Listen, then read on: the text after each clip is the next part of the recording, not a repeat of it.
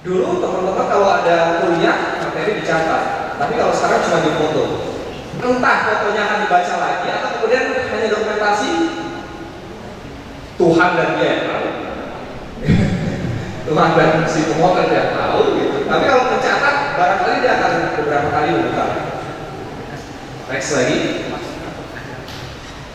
Katanya Marshall McLuhan, kita itu memproduksi alat, tapi karena sudah saking majunya, sudah saking masifnya, alat itu justru membentuk kehidupan kita, mengubah kehidupan kita. Sampai sini barangkali belum ada hubungannya, atau sudah diketahui hubungannya, bahwa saya pengen bicara bahwa kita sudah tidak bisa lagi menghindar dari apa namanya, kalau secara spesifik kita sebut fotografi. Kita tidak bisa menghindar. Yang bisa kita lakukan adalah apa yang nanti akan saya bicarakan. Next lagi. Sekarang saya menyoal ruang. Kelihatannya agak teoritis, tapi barangkali kalau ini saya sampaikan kita menjadi agak tergelitik. Jadi dalam perspektif komunikasi lagi-lagi yang dihubungkan dengan persepsi ruang, itu ternyata Edward Hall itu pernah menyatakan dalam pemikirannya bahwa ruang itu dibagi jadi 4 kriteria. Yang pertama adalah ruang intim, yang jaraknya itu kira-kira 0 sampai 18 inch atau 0,5 meter. Untuk apa? Di situ saya tulis. Saya nggak mengubah-ubah ya. Misalnya berhubungan seks, ngerangkul. Kalau seks 2 meter kan aneh. Nggak tahu itu kan secara melakukannya. Terus kemudian untuk, atau selain itu ya untuk tinju misalnya, kalau tinju 3 meter gimana? Virtual. Lalu ada jarak personal, yang ini untuk percakapan dua sahabat, lalu kemudian orang yang saling akrab. Jarak sosial dan jarak publik. Yang barangkali kita perlu garis bawahi jarak publik ini, Bapak Ibu kakak semua. Lebih dari 5 meter, 4 sampai 8,3 meter katanya. Untuk hubungan yang lebih formal, bersama saya, aktor dan hadirinnya, atau bahkan ketika kita ada di luar yang kita sangka itu adalah ruang publik, kita pada orang yang tidak dikenal atau pada cerita-cerita yang berbeda dengan kehidupan kita, yang aktor yang berbeda, kita punya jarak yang cukup jauh. Gak mungkin dong tiba-tiba kita datang ke titik nol, misalnya ada orang nunggu gitu, duduk-duduk terus kita datang aja duduk di situ. Oh iya itu sok kenal sok dekat, tidak mungkin ya. Jadi persoalan ruang ada di sini. Kita pribadi sebenarnya sadar atau kalaupun tidak sadar, kita itu sering mempraktekkan bahwa kita menciptakan ruang bagi diri kita dan orang lain. Bagaimana kita mau dilihat dan bagaimana orang lain harus melihat kita. Itu persoalan pertama. Next. Lalu tadi juga sudah disebut sama Mas Bimo tentang privacy. Ada ruang publik dan segala macam. Tapi nanti saya hubungkan ini menjadi tengah antara ruang publik, jarak personal, ruang publik. Di tengah-tengahnya itu ada privacy. Saya bilang begini. Saya tidak pakai teori, tapi ini adalah pemahaman umum yang sering kita ketahui. Privacy itu sebenarnya berupa kontrol, iya nggak sih? Kita kontrol nih siapa yang hadir di diri kita. Kita kontrol nih apa yang mau saya ceritakan ke orang lain. Saya kontrol bagaimana kemudian orang lain itu mengetahui tentang diri saya. Kontrol, selektif, ya kan? Kepentingannya apa ya? Melindungi diri kita, melindungi ego kita. Berkaitan dengan kesendirian itu bukan kemudian tiba-tiba di mana-mana ini dia mau cerdas. Tapi kesendirian itu adalah hal-hal yang kaitannya dengan diri sendiri. Yang punya kuasa tentang kita adalah ya kita. Berikutnya, privacy itu sebenarnya juga bisa dilakukan dengan menghalau invasi. Gambar seperti ini. Kenapa saya sebut invasi? Nanti akan saya paparkan. Kenapa bahasa saya invasi? Berikutnya, ruang publik. Area era terbuka, inklusif, siapa saja bisa masuk ke situ, siapa saja bisa datang ke situ, apapun kepentingannya bisa hadir di situ. Ya. Ada pertukaran ide dan kepentingan itu ditukarkan secara bebas, Contoh, Anda lagi duduk di Malioboro, kepentingan Anda apa? Healing, ya udah nongkrong sore. Tiba-tiba, maaf ini bukan yang kemudian mendeskripsikan atau apa, ini hanya contoh yang barangkali nanti kita akan langsung mengerti kenapa saya tidak mengerti. Tiba-tiba datang pengamen, dekat sekali dengan kita, dan kepentingan dia apa? Dua kepentingan yang sangat jauh berbeda, langsung ditemukan di ruang publik. Kalau kita marah-marah, akibatnya apa? Mereka lebih marah, lebih galak. Kalau kita diam aja, kita kayak takluk gitu. Posisinya kan posisi banget. Kita duduk, takluk gitu. Ruang publik. Jadi saya tentang bagaimana kesadaran kita di ruang publik. Lalu kemudian karena ruang publik ini sebenarnya adalah bagian dari sistem sosial masyarakat, kita juga nggak bisa menolak menjadi ruang publik kalau itu disepakati sebagai ruang publik dan selama hal-hal itu terjadi di ruang publik. Ya, yang bisa kita lakukan banyak sebenarnya bisa kita lakukan, tapi barangkali juga beberapa di antara niat baik justru berakibat kurang baik. Saya kasih contoh. Barangkali banyak teman-teman yang sudah mendengar dan mengetahui kampanye celup. Belum? Cek, celup. Tadi kan belum tahu. Celup. Cekrek, lapor, upload. Foto orang-orang yang asusila di tempat umum, laporkan, upload media sosial. Baik kampanyenya. Tapi kalau sudah urusannya dengan privasi, niat baik belum tentu berakhir baik. Cek, celup. Saya itu jadi ada cerita masuk ke saya telusuri gitu ya. Ya memang kadang-kadang kita terlampau kreatif gitu ya. Ya, gitu. Lagi, Mas. Ini beberapa contoh. Saya diajak ke sini katanya sebenarnya seminar ini untuk mengeksplor beberapa hal, termasuk salah satunya adalah fenomena bagaimana kemudian fotografer banyak hadir di jalanan untuk memotret aktivitas yang dilakukan oleh warga dalam tanda petik yang kemudian beberapa di antaranya menyepakati karena kepentingannya bisa terpenuhi, tetapi beberapa di antaranya tidak menyepakati karena kepentingannya tidak cocok. Gitu. Salah satunya adalah foto lari. Tapi kita bisa lihat dari contoh-contoh headline berita yang saya tampilkan di sini. Kesemuanya itu hampir tidak atau jarang sekali yang menyasar persoalan etika yang tadi juga sudah disampaikan ke Mas Bimo, atau prevensi atau tentang konsep diri. Hampir nggak ada. Yang dipikirkan adalah cuan. Itu dipikirkan. Karena memang kita butuh itu.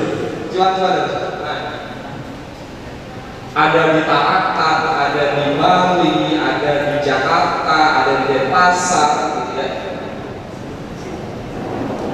Jadi hampir di semua wilayah sebenarnya, hampir di semua wilayah. Kejadiannya ada di ruang publik. Fotografernya hadir di ruang publik. Ada teknologi yang kemudian mengubah perilaku. Artinya fotografer sudah tidak khawatir fotonya akan jelek, dia pede sekali untuk datang ke ruang publik, dia jepret karena ada hitung-hitungan yang tepat, yang pasti.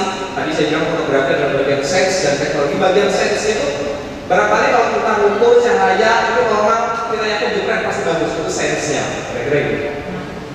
Lalu kemudian ada yang datang, katakanlah kalau dalam konteks ini mungkin pelari, yang kemudian dia itu hadir di jalanan yang kita nggak bisa tebak tujuannya itu apa, betul-betul olahragaan atau kemudian olahraga, kebetulan olahraga dan eksistensi yang nomor satu atau bagaimana kita tahu ya. ketemu tuh di ruang publik yang kepentingannya terpenuhi, nggak ada masalah tentang persoalan etika, ini nonsense. Oh, saya bangga di foto, saya upload, orang-orang kenal saya, nonsense etika. Tapi bagi orang-orang yang terganggu, ini jadi penting. Next lagi mas. Ada konsep sebenarnya kalau di pertunjukan dramaturgi. Bagaimana kemudian kita semuanya adalah aktor. Ini panggungnya, gitu. Terus kemudian kita memosisikan diri sebagai siapa kita. Saya di sini aktor sebagai pembicara, teman-teman sebagai peserta. Panggung dan aktor. Tapi di balik itu semua ada motif sebenarnya. Kebutuhan, self branding yang tadi saya sebutkan, penerimaan sosial, artinya kayaknya itu wajar ya sekarang. Justru kalau kita nggak ikut-ikut gitu, kayaknya kita nggak update, ya. Kita ada yang barangkali apa istilahnya FOMO, ya. Barangkali panggungnya jalanan dan ruang publik, aktornya fotografer dan warga, motifnya sesederhana ini, ada kebutuhan self branding dan kebutuhan sosial. Motifnya siapa yang pernah lari dan senang difoto? Kita tanya motifnya, pasti gak ada kuantangan. Pasti gak ada kuantangan. Kita tanya motifnya. Next. Dan ini adalah persoalan yang saya garis bawahi. Sudah berbicara teknologi, kita sudah sangat akrab dengan fotografi, bahkan teknologi fotografi sekarang itu sangat mudah dan semuanya ditujukan untuk kemudahan pengguna fotografi. Tapi saya pakai kata-kata yang barangkali agak provokatif. Mata yang mengincar, sudut pandang dan jangkauan yang tak terduga, hubungan yang canggung, sepersekian detik yang menentukan kehidupan gak akan sama. Berat mungkin, tapi kalau ini kita refleksikan ke diri kita, iya ya. Anda tidak pernah tahu yang sebenar-benarnya diincang sama fotografer itu apa? Ayo, pernah ada yang tahu? Siapa tahu dia mengincang orang lain, karena ada maksudnya. Udah pede dulu gitu. Tiwas bergaya, tiba-tiba ada guru yang fokus di belakang. Kan malu. Kan malu, gitu ya. Sudut pandang yang tak terduga. Kayaknya sih ngarah ke kita, tapi bagi orang yang nggak tahu jangkauan lensa, dia sudah bergaya atau apa gitu, tiba-tiba bukan itu, bukan seperti yang di dalam hubungan yang canggung, apalagi itu dilakukan oleh orang yang tidak pernah dikenal. Barangkali ada orang yang luas, bapaknya oke, luas bergaya, model cepat, tapi ada yang canggung, ngapain? Saya nggak bisa bergaya, tapi gini-gini banyak kita nggak bergaya gitu. Mau juga di foto. Ada yang begitu, hubungan yang canggung. Sepersekian detik yang menentukan. Kita nggak pernah tahu apa keputusan fotografer dan kapan dia menekan rananya. Saat dia menekan rananya, kita tidak benar-benar tahu bagaimana kita ditampilkan dan dihadirkan di dalam gambar. Ngeri ya? Ngeri menurut saya. Sebenarnya materi saya ada 40 slide, tapi saya potong jadi 20 slide. Kalau 40 slide saya ceritakan ya kengerian-kengeriannya. Kehidupan tak lagi sama. Begitu Anda sudah difoto dan apesnya misalnya, foto Anda sudah di-upload di media sosial barangkali, sudah terbuka kehidupan Anda nggak lagi sama. Misalnya, tanpa sengaja Anda difoto dengan gaya A atau sedang A, dilihat oleh orang yang mungkin kenal dengan Anda, yang selama ini tidak pernah mengenal Anda dengan pose A. Apa yang terjadi? Persepsi tentang Anda berubah selama-lamanya. Kita sebagai aktor gagal menunjukkan diri kita. Karena apa? Tanpa sadar ada orang lain yang mencuri, dalam tanda petik, peran yang sebenarnya tidak ingin kita tampilkan. Kita tuh, saya pengennya tampil di depan teman-teman ini ya, necis, pakai jas gitu. Terus tiba-tiba ada foto saya lagi tidur di belakang karena ngantuk, ngorok-ngorok, diupload, kita nggak kenal nih, kita baru ketemu sekarang. Begitu saya ke depan, oh saya next, keren ini gue next. Kok dilarang TBY ngupload foto? Yang di belakang jauh di sana ada saya ngomong, udah bapak ini gigi ternyata kehidupan nggak lagi sama. So saya bilang bahwa sebenarnya yang kita patut waspadai adalah bahwa ada model-model invasi yang penting itu yang memerlukan kontrol. Kontrol ini tidak bisa hanya dilakukan oleh si subjek sebagai yang difoto, tetapi juga oleh si fotografer. Saya bilang begini karena saya menjadi fotografer jurnalistik sejak tahun 2008. Yang aneh adalah saat kemudian saya melakukan di ruang publik, lalu kemudian itu saya untuk kepentingan pemberitaan, it's okay, nggak ada masalah. Tapi ketika itu saya upload ke media sosial, ada aja komentar, Mas itu emang udah izin, itu objeknya gimana gitu, subjeknya gimana gitu, selalu ada masalah. Dan ini yang menarik saya bilang bahwa ternyata ada penerimaan yang barangkali di hal-hal tertentu lentur, tetapi di tempat yang lain menjadi sangat tinggi. Tentang bagaimana privacy harus dihargai, bagaimana kemudian kita sebagai fotografer dan subjek itu sebaiknya di mata orang lain itu memang harus terhubung. Yang nggak tahu cara menghubungkannya gimana gitu ya, kalau itu di ruang publik dan sebagainya. Next lagi, saya punya ide dasar, saya menawarkan ide dasar. Begini kira-kira. Dulu ini pembelajaran saya kalau di ruang foto, jadi fotografer. Jadi ide dasar yang kita ada di ruang itu di ruang publik itu sebenarnya kita itu memusatkan perhatian pada orang-orang tertentu secara spesifik, atau perhatian kita pusatkan pada ruang, peristiwa, atau bahkan landscape yang meskipun di dalamnya ada pemetaan, itu hal yang sangat berbeda. Sangat berbeda. Kalau di street atau di fotografi jalan kita sering melihat subjek-subjek yang barangkali tampil dengan sangat memukau ekspresinya, gesturnya, dan lain-lain. Ya kan? Maka dari itu kita patut menduga barangkali memang kedua-duanya meskipun tidak ada omongan, tapi dari kontak fisik, kontak mata merasa kayak oke, itu sudah sepakat nih. Saya tahu ada foto saya juga it's okay di foto Anda. Ataupun kalau edit itu fotografer sudah saya meyakini sebenarnya tidak ada permasalahan apa, karena hampir tidak ada yang bisa dikatakan sebagai sesuatu yang melanggar karena kejadian di ruang publik. Dan tadi saya bilang bahwa kepentingan itu terjadi, pertukaran kepentingan terjadi bebas di ruang publik, so itu tidak bisa kita salahkan. Tetapi saya juga pengen bilang ke teman-teman begini, bahwa meskipun kita ada di ruang publik, bukan berarti kemudian kita menjadi sangat bebas. Enggak. Kita tetap punya hak yang melekat pada diri kita. Barangkali sekarang belum terlalu bisa jadi, tetapi jika nanti kemudian teman-teman merasa untuk melindungi hak, saya pikir it's okay dengan cara-cara yang lain. Next. Nah, bagaimana sebenarnya jalan tengahnya? Bahasanya adalah kontrol dan negosiasi. Bahasa saya. Apa yang bisa kita kontrol? Ya diri kita, tubuh, pikiran, ini bisa kita kontrol.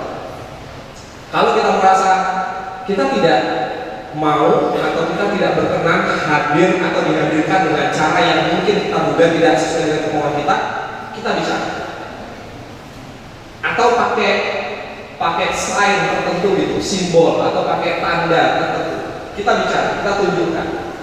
Dan bagi fotografer yang punya kuasa dan tanda petik karena dia punya alat gitu ya, untuk membidik, untuk mengincar, untuk memotret, juga barangkali diperlukan kontrol terhadap pemahaman-pemahaman tentang bagaimana sebenarnya seseorang individu itu juga punya hak yang harus dihormati.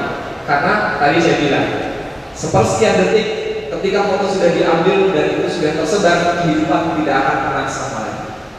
Anda menjadi bagian sejarah yang menentukan orang lain, siapapun kembali dengan itu dan semuanya tidak akan lagi sama.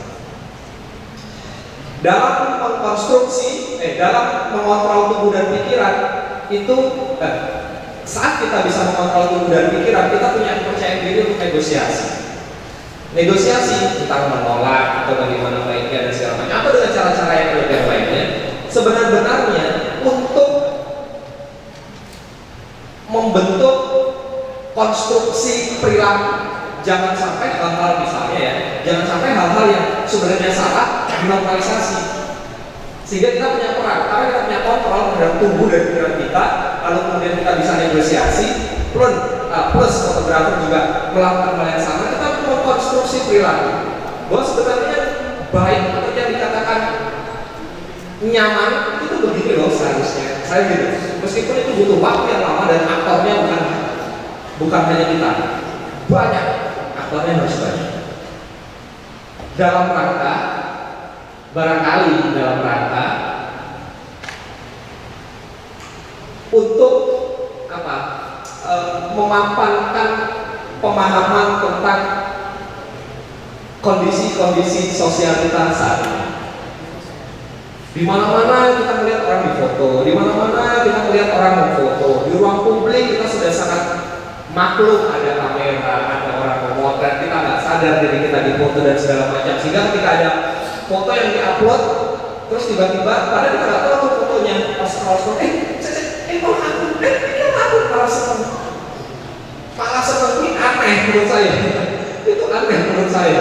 Tapi ya apa-apa, barangkali itu yang sekarang ini terjadi. Tapi bahwa kita punya sesuatu yang memang harus kita perhatikan, kita pikirkan, dan barangkali nanti bisa membentuk hubungan-hubungan yang lebih baik antara fotografer, subjek, dan bagaimana hasil fotonya itu bisa digunakan dengan baik. Itu adalah tujuan-tujuan yang saya tekankan di sini. Next, dan barangkali foto publik yang paling aman adalah ini. Terima kasih. Selamat sore. Assalamualaikum warahmatullahi wabarakatuh.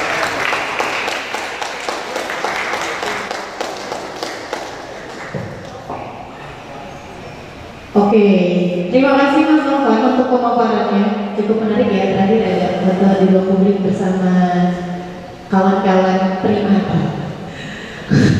Oke, sebelum berlanjut ke teknik ya, aku akan sedikit menyampaikan beberapa poin ya, yang tadi disampaikan Mas Novan, bagaimana teknologi menjadi sebuah kebutuhan masyarakat saat ini. Kita tidak bisa lari dari fotografi, dari bangun tidur sampai kita tidur lagi, kita akan selalu melihat image dimanapun, dari ruang yang sangat private sampai baliho yang segede-gede gaban ada di jalan.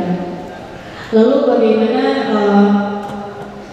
ternyata kita tuh ada dorongan untuk dilihat sebagai manusia dan dicitrakan sebagai manusia lewat image atau fotografi itu sendiri seperti apa.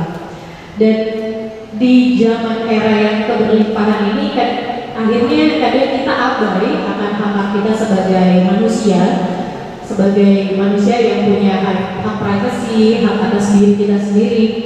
Dan karena balik lagi, karena juga dipengaruhi oleh bagaimana teknologi itu sendiri berkembang gitu. Jadi kadang manusia menciptakan teknologi, tapi akhirnya teknologi yang menguasai manusia itu sendiri.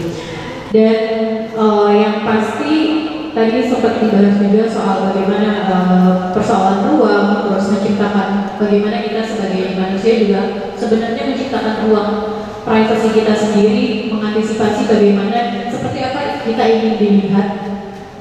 Dan privasi juga sebagai kontrol selektif atas akses diri kita yang ini kayaknya nggak perlu deh untuk dilihat sama orang lain.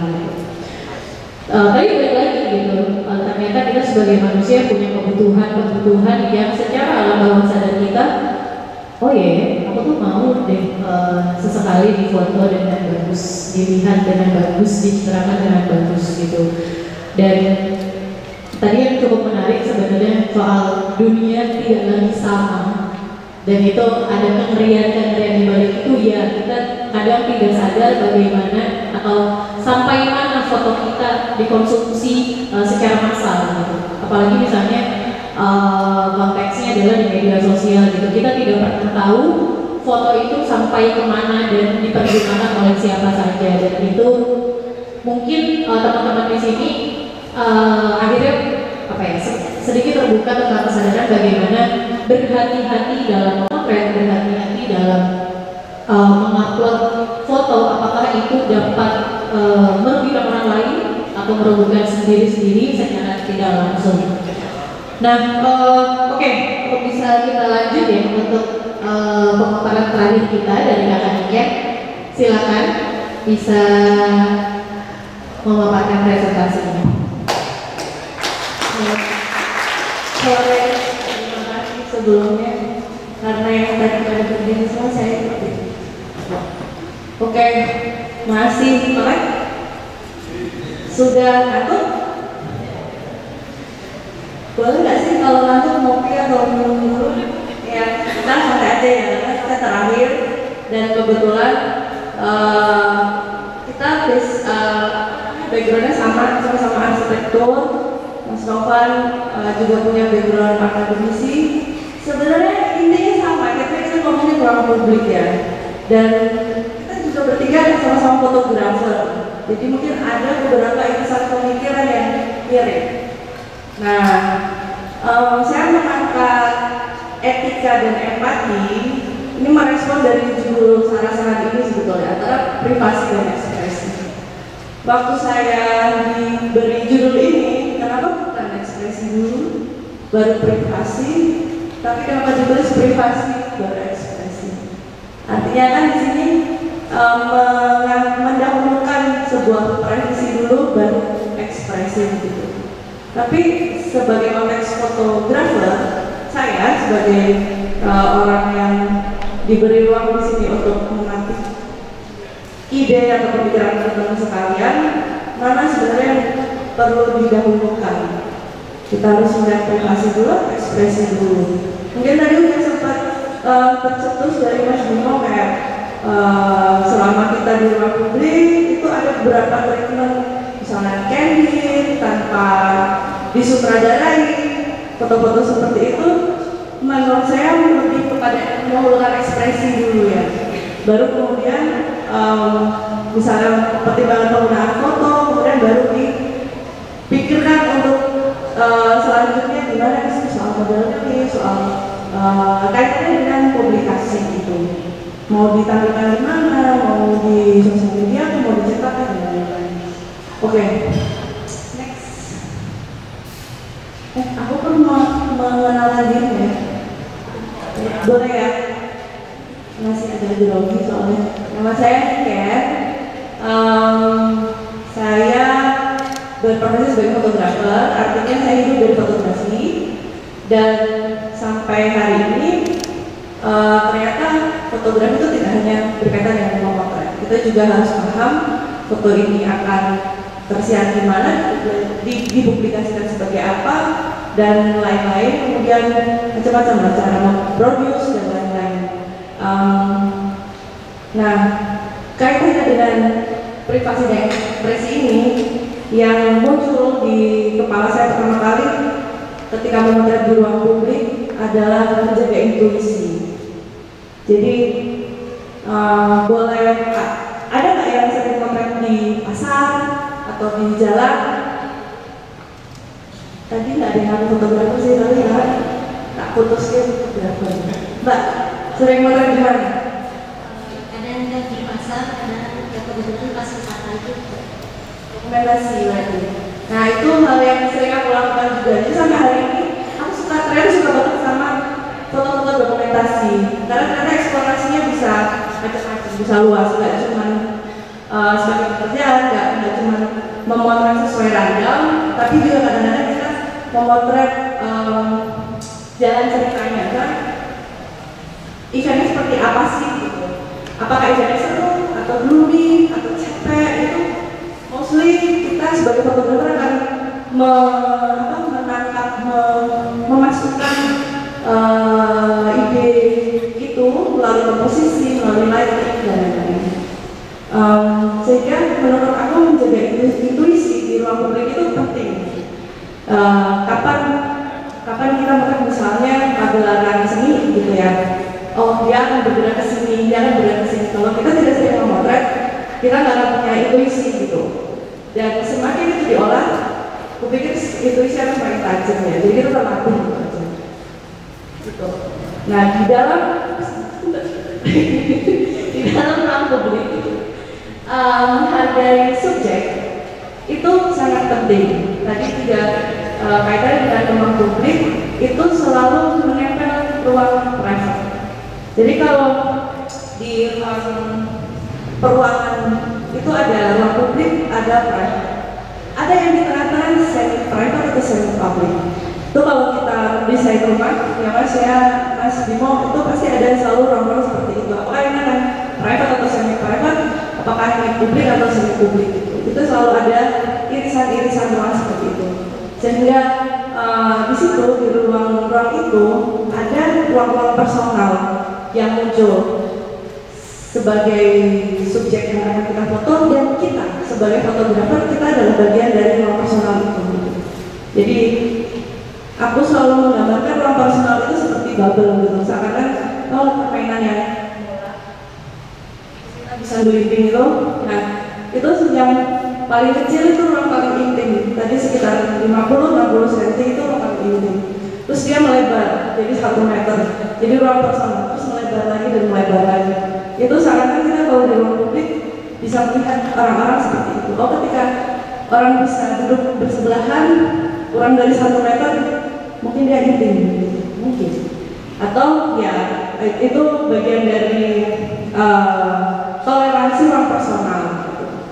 Misalnya ketika duduk di sini belum tentu di sampingnya kita kenal kan, mungkin akan ada rasa yang agak aneh gitu, tapi akhirnya kita menoleransi ruang-ruang yang tadi bentuknya bubble, terus bisa ada ruang yang beririskan gitu.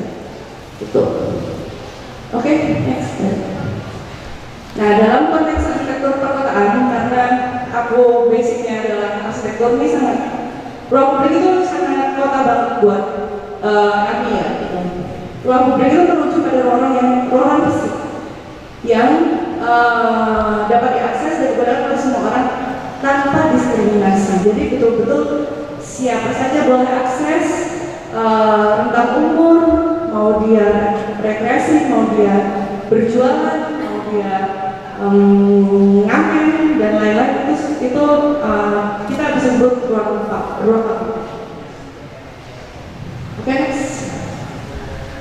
Nah, ruang publik sebagai ruang bebas menekankan bahwa ia adalah ruang milik bersama yang memungkinkan kebebasan berekspresi.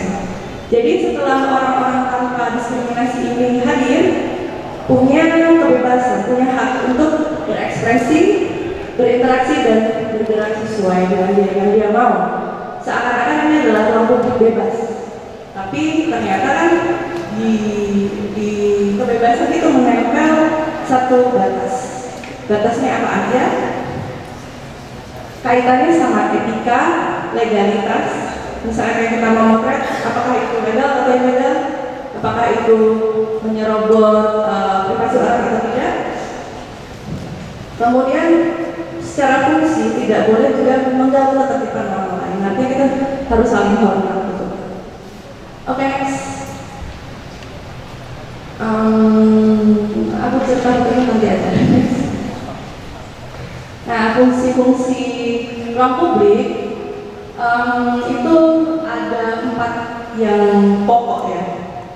Sebagai dia dapat diakses oleh siapa saja seperti yang tadi dideskripsikan tanpa diskriminasi, menjadi tempat sebagai fungsi sosial, berfungsi sosial, kemudian fungsi ekologis dan estetis, biasanya menjadi paru-paru kota, menjadi penghijauan, maksudnya selain menghasilkan oksigen dan juga kita kalau di kota butuh nyawa yang hijau-hijau, katanya biar kreatif gitu kan. Itu kemudian sebagai simbol politik dan simbol politik, fungsi simbolik dan politik, menjadi ruang ekspresi publik sebagai ruang menyuarakan pendapat atau perayaan kolektif gitu. Mungkin bisa dicontohkan sebagai di Kota Baru. Di Kota Baru itu banyak event-event di situ ya, kayak misalnya tahun lalu ada Festival Film Heritage. di mana itu ada pawai. Nah itu dia menggunakan akses ruang publik. Jadi itu jadi salah satu bahan ekspresi dia. Oke, next. Nah ini salah satu foto di ruang publik. Jadi karena background saya itu lebih kepada fotografer komersil, saya itu jarang sekali melakukan yang mesti mau lakukan gitu. Saya tuh kalau mau potret harus minta izin gitu. Itu nggak asik banget. Rasanya kayak gitu. Jadi minta izinnya bukan dengan nulis sewa gitu bukan, tapi memang biasanya melakukan pendekatan.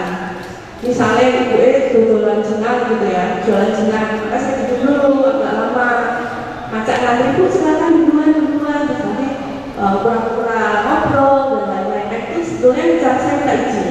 Jadi saya akan butuh waktu sangat lama sebelum saya memotret gitu.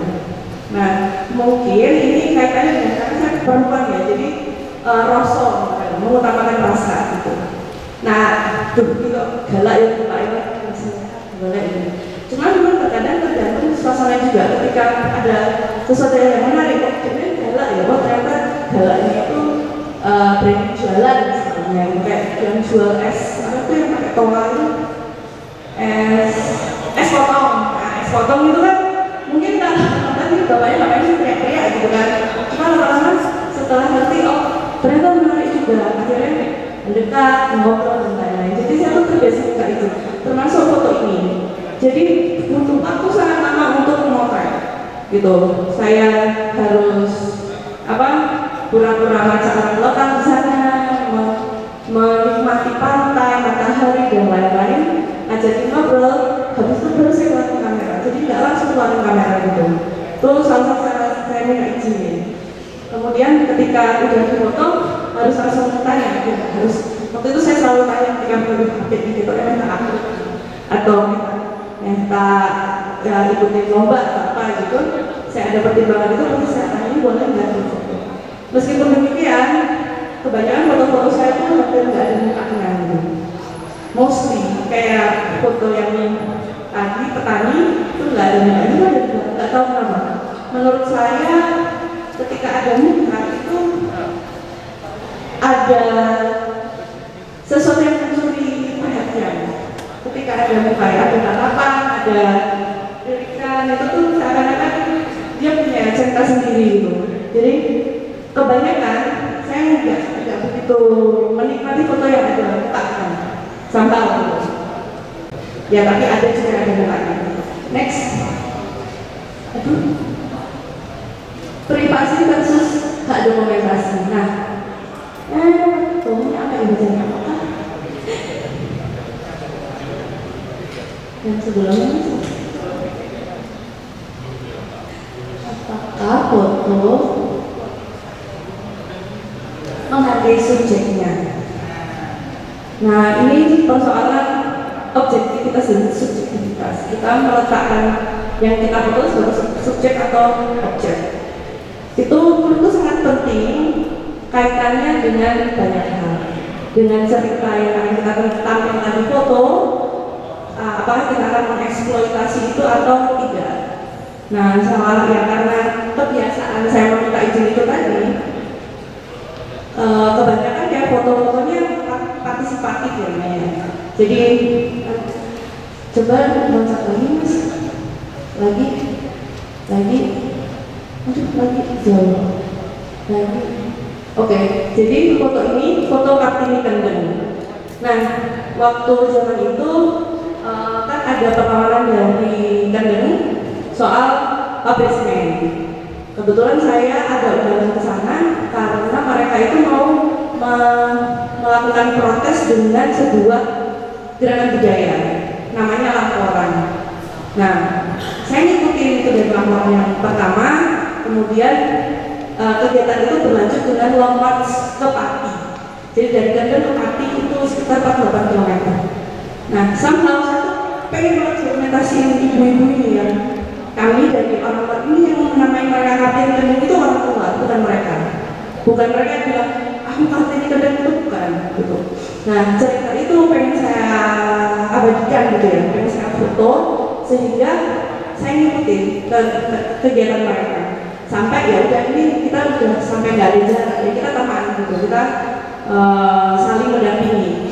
Di Long March ini saya ikut jalan dari Kendal sampai Patimah 8 kilo dan gue nasional buat itu tuh pertama kalinya saya jalan hampir seharian ya, 7 atau 8 jam.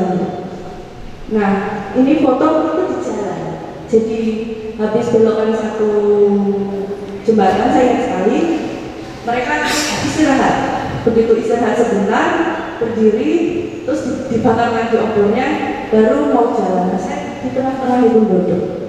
Jadi ya, sambil ngajak ngobrol, bu, ini akhirnya komentar ya, apa sih? Ya gitu lah, kalau foto Jerman berbeda gimana sih gitu.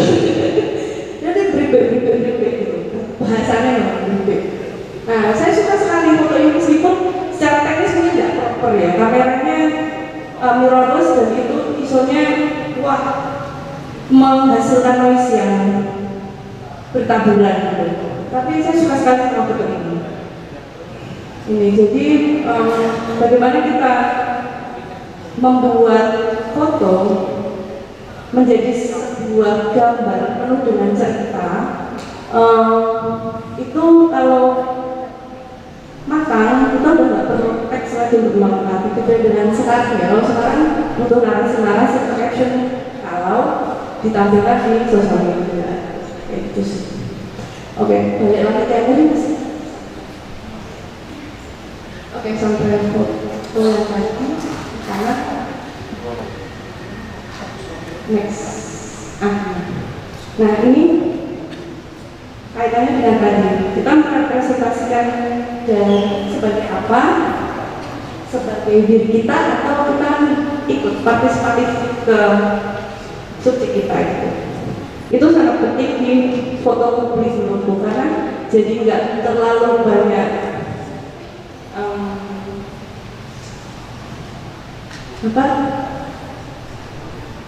problem gitu antara nggak tahu kenapa sih. Menurutku kan ketika saya cerita dengan apa yang saya foto mereka pasti akan kasih izin gitu kayak mungkin kalau kita motret di arisan asal kita motret ibu-ibu ini nggak kelihatan lemu itu pasti ACC gitu. Contoh aja tanpa bermaksud mendiskriminasi contohnya gitu. Jadi penting berpijak dari mana dan tentang ekspresi itu penting buat saya gitu. Sensitif sekali kalau muka itu saya sangat sensitif. Saya lebih suka menangkap gerakan tangan, gerakan sikil mungkin yang lain. Tapi kalau muka itu menurutku terlalu banyak mencuri ini ya, terlalu bermaksud gitu loh rasanya. Oke, next. Nah ini kedua-duanya itu kawan saya waktu di yang kiri di Manokwari, yang kanan waktu di Sentani gitu. Jadi sore-sore kalau yang kiri itu saya motret minta izin juga karena saya motret untuk satu pernikahan gitu. Jadi agak out of topic ya. Jadi kalau di Papua itu di Manokwari mereka menikah tuh ada permainannya. Jadi kalau di Jawa ada temu mantan itu apa namanya?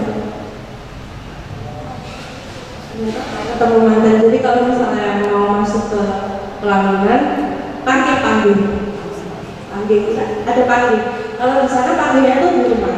Jadi pengantin kayak kejadian itu pengantin laki-laki datang, nanti di pintu pengantin perempuan itu ada pita. Pitanya berwarna tertentu, terus nanti ketuk pintu dibuka. Pita dilepas sama pengantin pria, terus dia harus mencari pengantin wanita itu di mana. Nah simbolnya pakai si pita itu, nggak tahu di kamar yang mana, harus cari. Oh di sini bukan, sampai ketemu.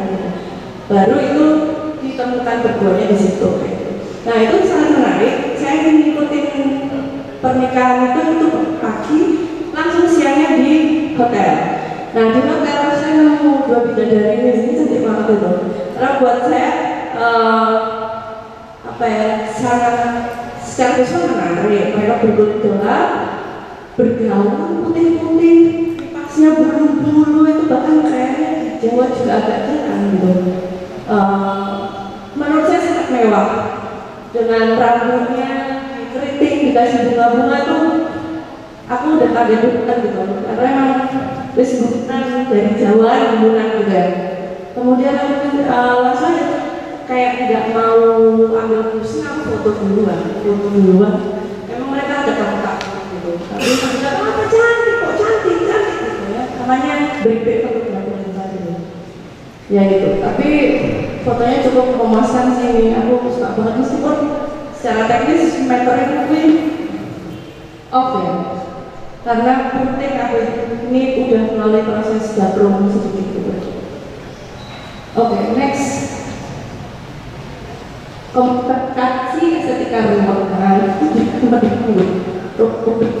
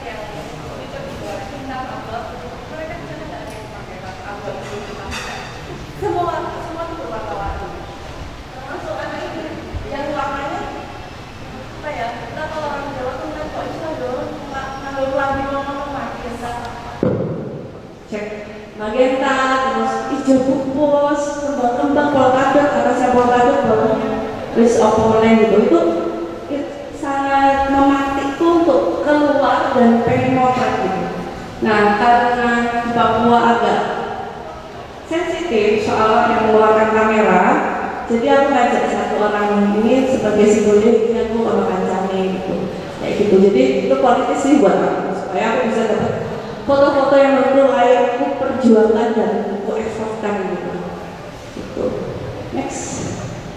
Nah, ini salah satu foto.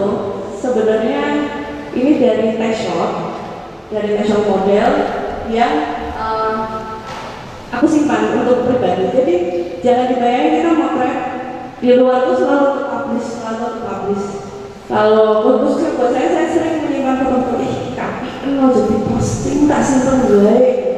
Itu sering banget aku rasakan. Nah, waktu itu ada satu pameran sama teman-teman street art di Bantul. Kan kalau punya foto boleh dipamerin barengan sama teman-teman street art. Nah, saya merespon karya-karya teman yang menggunakan tangan, misalnya stensil, sablon dan lain-lain. Jadi saya pengen menggunakan tangan saya juga. Jadi saya nggak cari stok foto, saya edit, terus akhirnya saya ilangin gitu karena nggak mau problem dengan konsen gitu ya. Model nulis itu tadi itu, nah daripada berbahaya, makanya aku golongin aja gitu.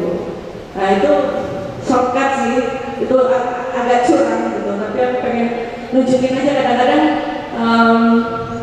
kita bisa nge-track lah, kan fotografi bebas berekspresi juga ya. Next, ya udah mau habis sih. Digital itu data-data dan AI. Ini tadi udah lengkap dijabarin sama Pak Novan. Berbahayanya kalau dalam sudut pandang saya, teknologi sekarang itu data-data yang kita nggak tahu. Kita disadap, kita di apa itu? Tadi saya pikir aku ini soal-soalnya disadap, tapi ternyata ya aku nggak mau aja.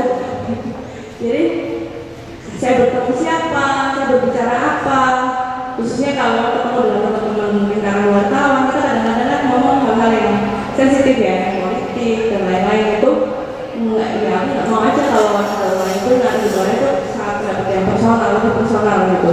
Jadi ya kenapa harus begitu sih? Kenapa harus ada teknologi sih? Gitu. Itu merepotkan sekali sih. Next. Udah mulai masuk ngantuk, ini udah kesimpulan. Jadi di ruang publik sekalipun jangan lupa kita tetap punya tanggung jawab bahwa apa yang kita produksi, apa yang kita buat di lapangan itu punya tanggung jawab mental di situ. Kalau belum berani untuk bertanggung jawab ya simpan aja fotonya itu. Tapi kalau berani mempertanggungjawabkan itu ya ikuti aja legalitasnya, aturannya dan lain-lain, karena di ruang publik tapi nggak bisa dikasih itu. Bebasnya punya tanggung jawab juga. Jadi itu sih begitu aja. Semoga tidak capek. Terima kasih teman-teman.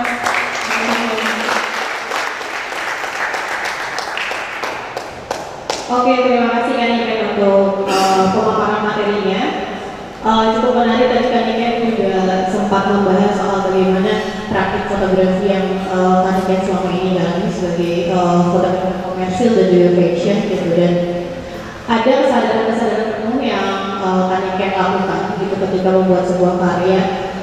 Kak Niken tahu batasan mana yang ini ranahnya di privacy, mana yang ini memang bisa dikonsumsi untuk publik, dan bagaimana Kak Niken mengukit atau menyimpan foto-foto yang kemungkinan kayaknya ini akan berpotensi merugikan atau kita tidak pernah tahu dampaknya apa gitu.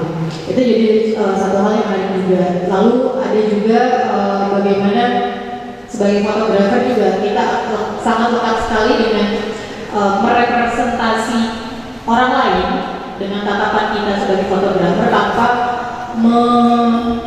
memvalidasi itu kepada orang yang difoto gitu. Oh ternyata kamu tuh pemarah ya? Belum tentu gitu. Kita sebagai fotografer kadang lupa untuk menanyakan itu kepada subjek gitu yang kita foto, dan itu jadi sangat penting ketika misalnya kita mau merepresentasikan seseorang. Lalu yang tadi terakhir cukup menarik juga di penutupnya Kak Niken, kita di ruang publik sangat punya tanggung jawab yang cukup besar. Siapapun, tidak hanya fotografer, kita sebagai warga dan manusia biasa ya, di ruang publik kita punya tanggung jawab menghargai orang lain, menghargai subjek yang difoto, karena kita tidak pernah tahu ada cerita di balik foto yang kita buat, ada cerita yang tidak pernah kita tahu dari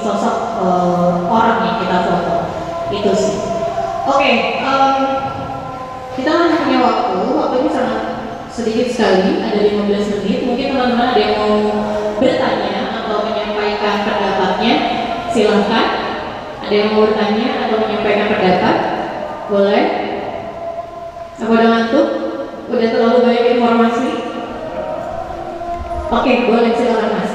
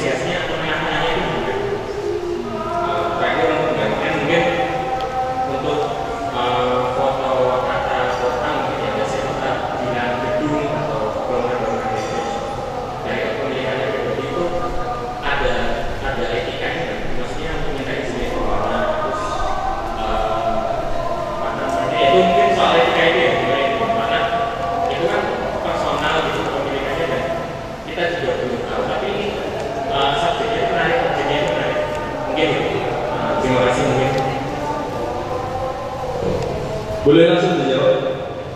Monggo, silakan Mas. Oke, terima kasih. Pertanyaan bagus. Kalau saya di jalan, kenapa saya bilang tadi kita itu mesti sebagai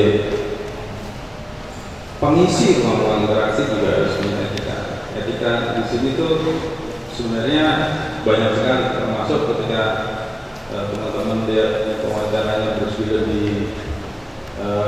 YNYC, WNYC itu dibilang kalau kita memandangnya cuma bagaimana kita berattitude kepada behavior kepada orang lain seperti juga sebagainya.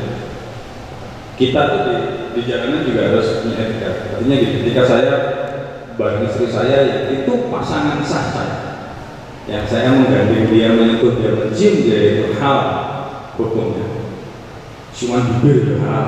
Tapi ketika di 0 km terus saya tahu-tahu mencium bibir istri saya dengan film-film itu nggak etis rasanya. Kita juga harus tahu. Nah, ketika saya melakukan perbuatan yang tidak etis, kemudian ada orang yang merekam, gitu. Yang salah siapa? Bisa jadi saya juga salah. Bisa jadi yang merekam juga salah. Kalau kita menurut pada undang-undang hak cipta, maka yang memotret tidak bisa dipersalahkan. Tapi kalau pada undang-undang ITE dia menyebarkan, maka itu menjadi kesalahan. Tapi saya juga harus punya etika di ruang publik, bahkan sesuatu yang itu halal dan sah menurut undang-undang, dijamin oleh undang-undang, saya nggak mau. Nah, ketika ada orang bilang bijak, pertanyaannya adalah, dia siap nggak? Yang saya ada orang di Malioboro pakai bikini, terus nggak cuma mata yang lihat, kamera melihat semua gitu. Nah, pertanyaannya bagaimana? Apakah kemudian dia tidak bisa bahkan kita bisa ngelaporin, cuman ya harus hati-hati sekarang di sini kita ngelaporin korupsi aja kita sudah kena, itu kan bahaya gitu. Nah, sehingga memang ketika ketemu dengan sesuatu ini, tadi Mas apa dia bilang di saat ini semua orang bisa motret karena fasilitas fotografi itu begitu banyak. Tapi dari sekian banyak yang bisa motret itu hanya yang bisa mengambil momen yang mungkin layak disebut sebagai fotografer. Ya, sehingga banyak orang bisa ada cepat, tapi habis itu fotonya nggak dilihat habis itu. Nah, sehingga kalau ada momen yang menarik menurut Anda harus berpegangan pada ini satu benar atau enggak, karena etika artinya sama dengan moralitas. Kalau saya foto nggak benar, hasilnya enggak kecelakaan, itu momentum sekali. Itu tergantung nilai moral kita. Kecelakaan kita memotret atau menolongin. Sama momennya tidak berbahaya, momennya tidak aneh-aneh, tidak akan berimplikasi negatif kepada apapun. Kita pegangannya ya undang-undang cipta, undang-undang udah gitu. Selama tidak kita komersilkan, apa? Tapi jelas ketika Anda melihat satu kecelakaan, Anda harus membantu dulu instead of memotret. Bahkan jurnalis juga begitu, harus itu. Ingat foto salah satu lomba foto yang di dunia di Jepang ya, beberapa tahun yang lalu, itu grand prize-nya adalah seorang jurnalis, foto seorang jurnalis yang sedang membantu anak kecil yang kena bom, dia lari ke tengah tembakan. Jadi dia mengutamakan itu dulu. Karena humanity is above all. Makanya ekspresi itu benar dibilang sama ini, dan ekspresi itu di bawah menurut saya. Anda nggak bisa berekspresi kalau Anda melanggar etika, humanity dan sebagainya, hukum. Sehingga humanity itu berhol. Sehingga bahkan Gus Dur aja ngomong kalau kita nggak berkawan dalam satu agama, kita berkawan dalam kemanusiaan. Ya kayak gitu. Terima kasih. Mudah-mudahan menjawab. Masuk? Ya. Persoalan negosiasi itu pedomannya bisa dipelajari, tetapi prakteknya sangat luntur. Tidak selalu apa-apa yang disebut negosiasi itu adalah pembicaraan. Tidak selalu apa-apa yang disebut negosiasi itu adalah bersentuhan. Tetapi dari tatapan mata, gestur, penerimaan itu termasuk negosiasi. So, semisal saya memotret orang gitu, lalu kemudian saya pikir dia menunjukkan gestur-gestur gak nyaman gitu, saya punya banyak cara untuk negosiasi. Boleh saya bicara secara langsung apa yang membuat tidak nyaman, lalu kemudian apa yang bisa membuat dia nyaman dan bagaimana dia mau difoto dengan nyaman. Atau kalau tidak gitu, kalau misalnya tidak punya kesempatan, barangkali kita bisa melakukan kontak mata. Tunjukkan kita orang yang bukan sebagai pemburu yang kemudian menemukan buruannya gitu, sehingga mata kita kayaknya mengintimidasi sekali. Tapi tunjukkan saja bahwa mata kita ini adalah mata yang bersahabat, sehingga it's okay. Kamu misalnya keberatan tidak apa-apa, tapi kalaupun tidak keberatan namun kurang nyaman, mana yang kurang nyaman itu sebenarnya bisa dilakukan. Saya ngomong begini karena itu sering banget saya lakukan dulu sewaktu saya jadi pewarta foto.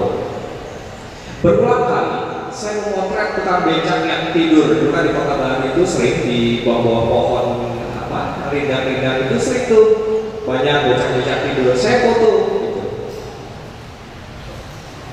Ada yang dipublis, ada yang tidak, tergantung pada konteksnya. Atau kemudian saya sempat membuat satu seri tentang bagaimana pekerja-pekerja apa namanya sekaten, kalau dulu masih ada di alun-alun utara itu kan kita tahunya sekaten itu meriah malam dan segala macam. Saya buat satu seri tentang lelap di sekaten. Jadi saya potret semua pekerja pagi dan siang yang lagi tidur gitu. Kita lihat bagaimana kehidupannya.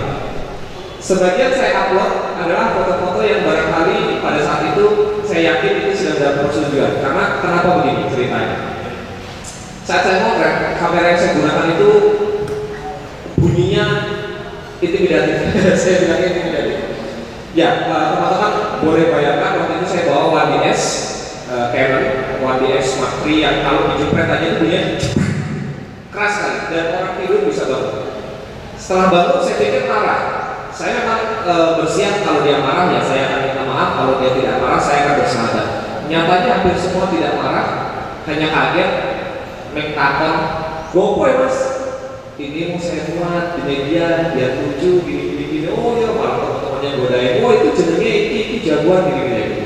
Nah, negosiasi yang saya maksud tadi itu bukan melulu tadi yang saya bilang bahwa terlalu formal kita harus berbicara dan segala macam. Barangkali dengan hal-hal yang tidak kita sangka-sangka, dengan sentuhan, dengan kotak mata, itu bisa dilakukan. Cuma memang persoalan ini sangat debatable ya. Negosiasi terus potretnya lagi. Tapi kalau kita nggak negosiasi, kayaknya ada beban moral. Nah, PR-nya itu di situ. Yes. Di mana sih kita posisinya dan bagaimana kemudian kita melihat peristiwa itu dan bagaimana peristiwa itu mau kita tampilkan. Kalau kemudian kita tidak punya niatan untuk membohongi atau mengurangi dan melebih-lebihkan apapun dari peristiwa itu, saya pikir tatarannya masih bisa ditoleransi. Perkaranya kalau kemudian ada motif-motif lain dari itu, peristiwanya itu sebenarnya cuma begitu, tapi dibumbui dengan hal-hal lain, itu tidak menjadi persoalan lain. So, mendekati subjek bukan selalu hanya dengan langsung datang mendekati dan segala macam, tapi banyak cara. Sulit untuk dijelaskan, tetapi saat dipraktekkan, polanya nanti akan ketemu sendiri-sendiri. Apa yang saya lakukan barangkali tidak berhasil di orang lain, karena kita punya kepribadian yang berbeda. Saya itu termasuk orang yang sulit kalau untuk berkomunikasi awal. Saya jarang sekali tersenyum, muka saya galak. Tapi barangkali kalau orang lain begitu awal itu udah kayak bersahabat semua, bukan begitu. Jadi barangkali itu jawaban saya. Tidak tegas, tapi saya memberikan gambaran bahwa negosiasi itu dimensinya seluas itu. Gitu. Terima kasih. Sudah terjawab ya.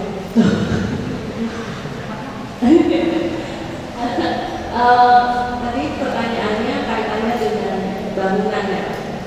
Ya jawabannya sama kayak tadi saya kita izin. Tapi gini ya, konteksku kan konteks publikasi biasanya.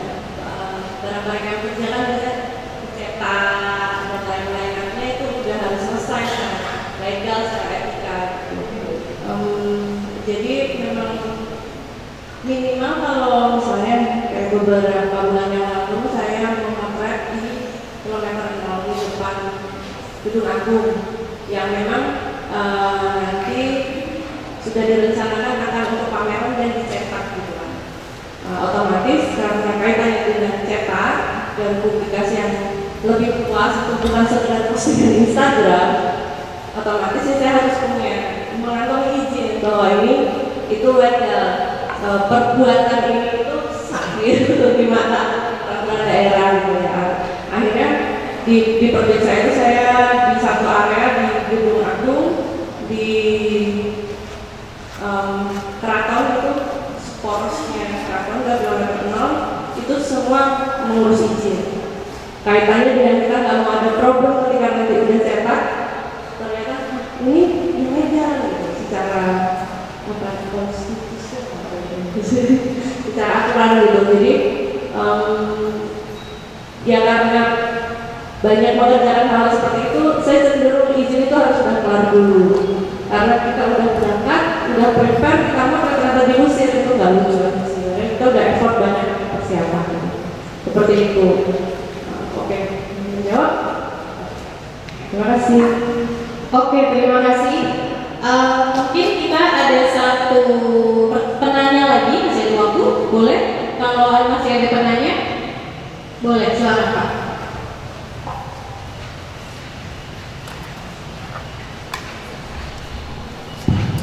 Selamat siang.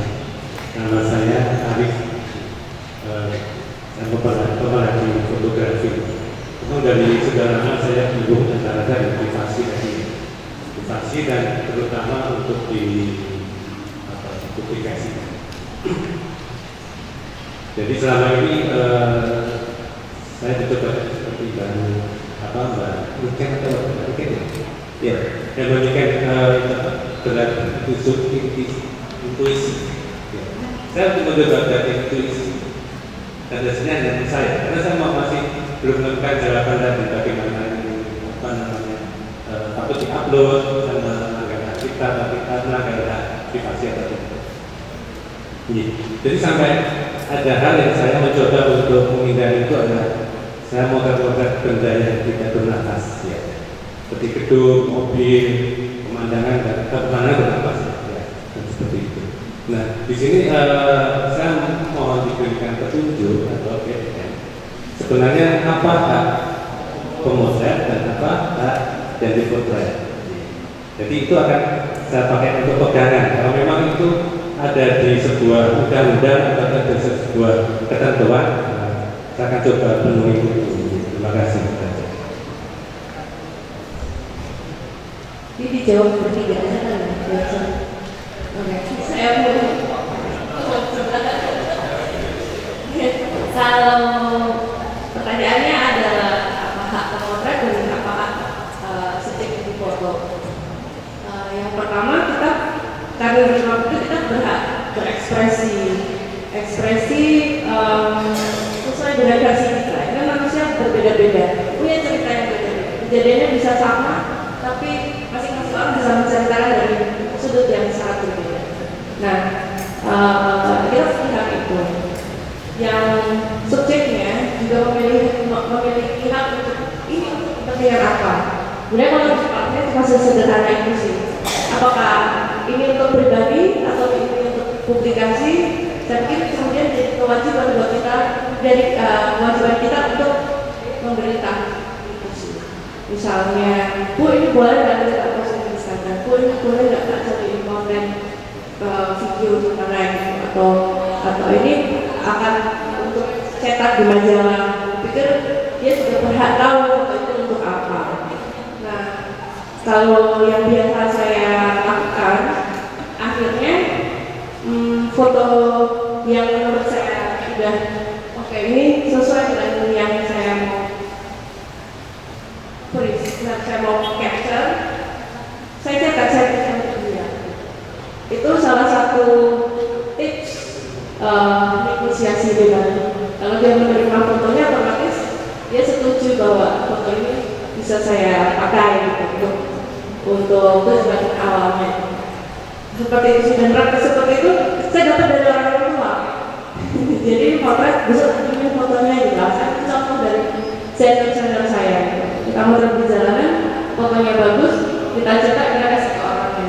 Itu salah satu bentuk apresiasi kita gitu, supaya dia juga nggak kapok, supaya dia juga ternyata aku di foto kan kita pekerja keras ya, gitu, atau kelihatan apa gitu.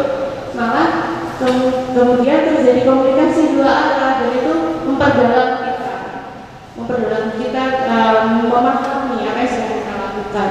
Syukur-syukur kalau proyeknya berlanjut, misalnya dia penjual kamu, terus kita terus jajak ke rumahnya, kita bikin hal-hal seperti itu saya suka ya gitu. Jadi lebih dekat lagi lebih jalan gitu.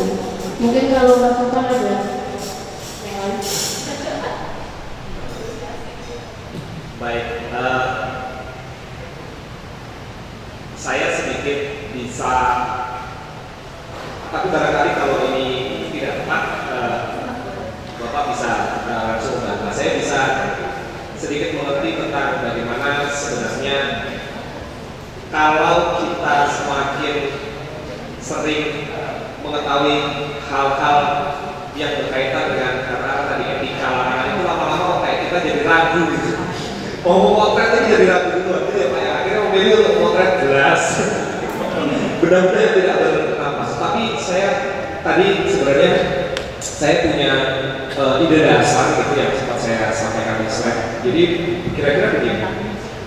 Saat ada di ruang terbuka, ruang publik katakan begitu, sepatutnya kita tegak dulu dasarnya saat berada di ruang itu. Yang kita sebagai fotografer punya hak, orang punya hak juga.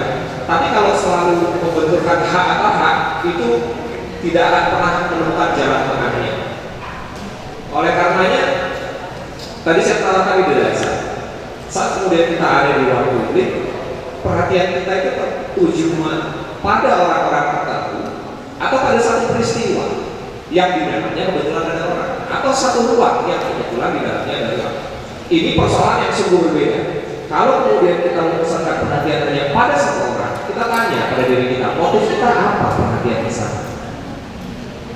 Hanya sekedar takut, yang kemudian kalau kekaguman ini berubah menjadi aktivitas fotografi, dan aktivitas fotografi ini kemudian menghasilkan aset atau artefak, apakah kemudian artefak ini mau diapakan artefak ini?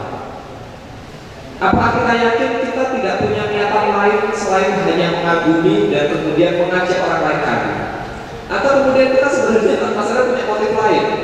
Saya mau upload, siapa tahu nanti A, B, C, D.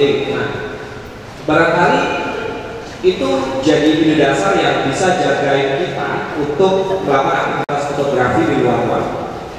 Lain daripada itu adalah, ya tentu saja kalau dalam bermasyarakat semuanya ada aturannya, tapi kan tidak semuanya memahami dan mengerti tentang peraturan, sehingga yang paling mudah adalah berangkat dari niat-niat yang baik yang kemudian kita percayai, meskipun tadi saya bilang niat baik itu kadang-kadang tidak berbuat baik juga, tetapi yang kita sangka jika kemudian itu nantinya barangkali kita upload atau apa itu tidak menimbulkan gejolak, kan kita bisa mengerti sebenarnya tentang hal itu dan kita bisa merasa tentang hal itu ketika kita ada dalam satu situasi. Saya pikir itu ada cerita menarik bagi saya pribadi. Saya jalan ke Malaysia, itu kan kota yang tertata kalau di Kuala Lumpur ya. Dan saya pikir orang-orangnya sangat aware. Kalau kita mau memotret, kita bawa kamera atau apa, orang sudah sangat melihat kita. Tetapi juga tidak ada komentar gitu. Lalu saya ingat bahwa tujuan saya ke sana memotret dan segala macam itu tidak hanya menuntut tentang orang. Saya bukan trainer. Barangkali ada yang kenal istilah trainer. Trainer itu pengembara. Ada yang traveler, ada yang trainer. Pengembara yang dia masuk dalam apa namanya, dia menempatkan diri sebagai bagian dari sosial masyarakat budaya gitu. Saya tidak, maka saya memang tidak punya intensi untuk menunjukkan kondisi sosial. Saya tidak punya intensi untuk menunjukkan budaya dan segala macam. Saya traveler, saya hanya melihat, datang ke satu tempat, menikmati, dan saya hanya ingin menyampaikan kekaguman, dan akhirnya yang terjadi adalah tanpa sadar foto saya itu tidak pernah, atau di dalam seluruh foto saya yang saya hasilkan, akhirnya memang tidak ada yang pusat perhatian utamanya itu manusia, tetapi peristiwa dan ruang, meskipun di dalamnya ada manusia. Kira-kira gitu, mungkin itu bisa jadi pedoman kita untuk berjalan-jalan dan mencoba memotret. Tapi intinya begini, setelah seminar ini harusnya teman-teman lebih oke memotret ya, bukan tambah umurnya takut gitu enggak.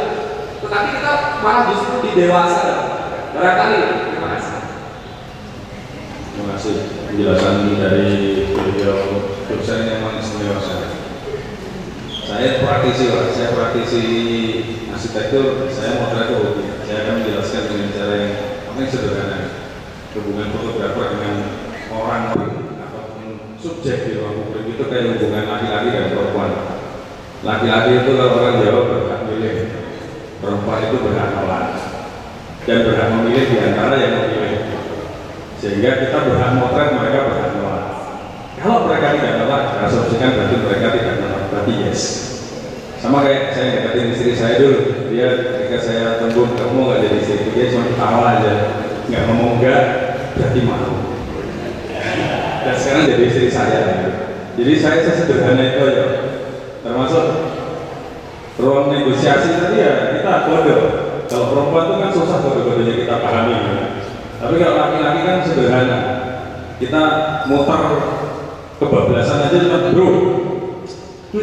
Ngono udah paham.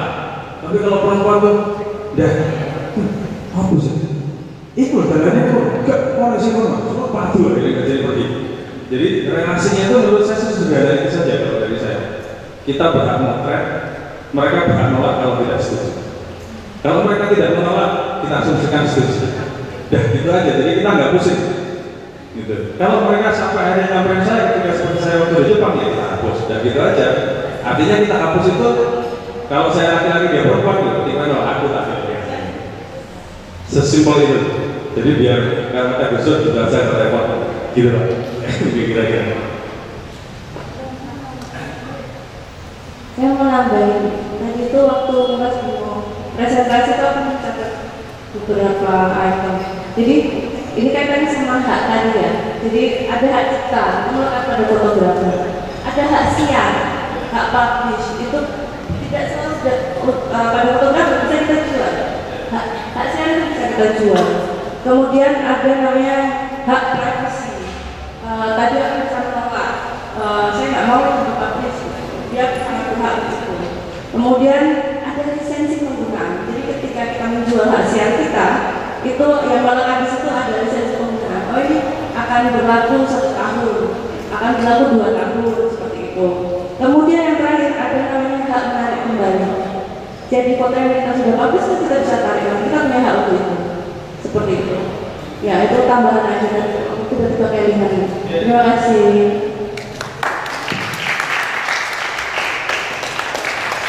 Oke, diskusi yang cukup menarik ya, dan menurutku ini cukup panjang.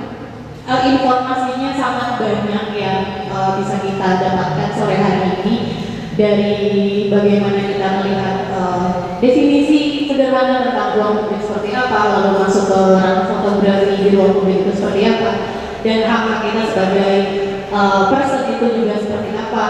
Bagaimana negosiasi, dan kayaknya catatanku banyak sekali ya di sini, beberapa halaman gitu. Mungkin aku tidak akan menyimpulkan untuk sore hari ini, tapi aku ada sedikit catatan tentang bagaimana sebenarnya kamera itu bisa jadi sarana ekspresi, sarana mengungkap. Tadi kata Mas Novan sempat jelaskan juga, tapi kamera juga bisa menjadi sebuah senjata untuk melukai orang lain atau merugikan orang lain secara tidak langsung gitu, dengan hasil foto yang diproduksi. Nah, kesadaran memproduksi dan mempublikasikan fotografi itu sendiri akhirnya kita harus sadar, karena itu menjadi satu hal yang penting di era saat ini yang tadi Mas Novan juga sempat bilang soal era keberlimpahan. Karena kita tidak tahu sejauh mana foto itu akan bergulir, akan dikonsumsi oleh publik. Lalu karena semua orang akhirnya kita tidak bisa pungkiri, akhirnya semua orang bisa memotret hari ini dengan teknologinya masing-masing. Dan tapi patut diingat bahwa setiap orang juga punya hak atas privasinya, atas dirinya, yang mana jangan sampai kita terlena atas citra fotografi sebagai ekspresi atau fotografi sebagai media seni, tapi kita lupa untuk mengingat bahwa kita juga sebagai manusia punya humanitas, atau humanitas tadi Mas Bimo juga sempat bilang di atas segalanya. Jadi jangan sampai kita sebagai manusia lupa akan itu, yang sejatinya kita sebagai makhluk sosial harusnya bisa saling menghargai dan saling membuat nyaman satu sama lain.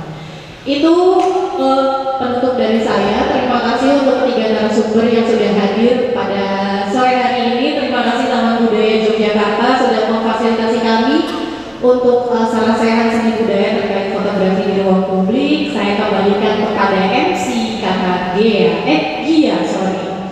Terima kasih.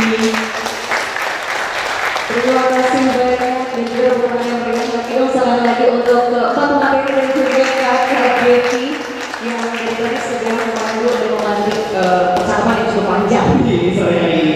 Berdaging ya, cukup berdaging sesuai makanan yang masih tersisa di sore hari ini. Tapi kami mohon izin juga untuk teman-teman semua, kita akan mendokumentasikan terlebih dahulu, dan juga kami izin untuk teman-teman materi dan juga moderator untuk bisa berdiri menghadap ke layar ya mungkin ya. Teman-teman boleh berdiri dulu, boleh berdiri, kemudian bisa merapat di barisannya masing-masing saja. Oke, kita akan berfoto bersama terlebih dahulu sambil saya informasikan teman-teman bahwasanya nanti malam juga di DBD masih akan ada aktivitas atau